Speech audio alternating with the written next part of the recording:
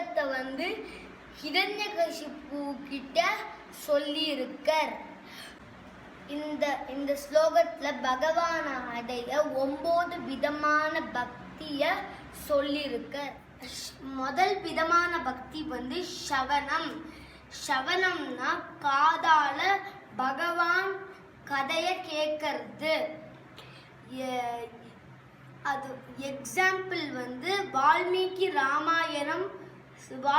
ராமாயணம் சொன்னார். அதை வந்து ஆஞ்சநேயர் கேட்டார். விதமான பக்தி வந்து கீர்த்தனம். கீர்த்தனம்னா பகவானை பத்தி பாடுறது. எக்ஸாம்பிள் வந்து தியாகராஜர் வந்து நிறைய பாட்டு வந்து ராமரை பத்தி பாடியிருக்கார். மூணாவது விதமான பக்தி வந்து ஸ்மரணம். ஸ்மரணம்னா பகவானை நினைச்சுட்டே இருக்கிறது. எக்ஸாம்பிள் வந்து பிரகலாதன். நாலாவது விதமான பக்தி வந்து பாதசேவனம்.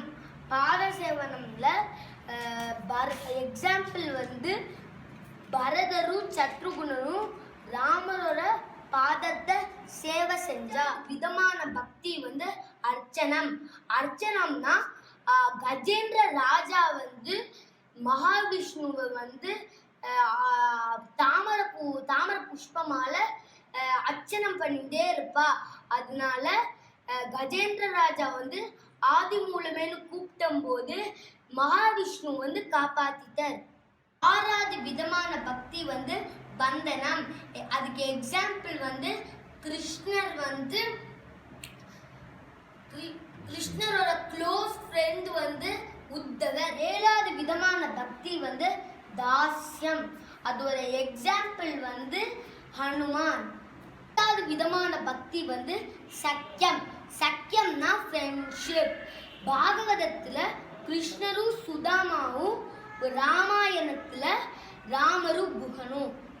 9வது விதமான பக்தி வந்து ஆத்மநிவேதனம்.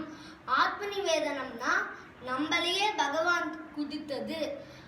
அதுல வந்து ராமாயணத்துல வந்து ஜடாயும், பாகவதத்துல வந்து மகாபலியும். எல்லாரும் எங்க ஆத்து கொலுக்கு கண்டிப்பா வாங்கோ. நமஸ்காரம்.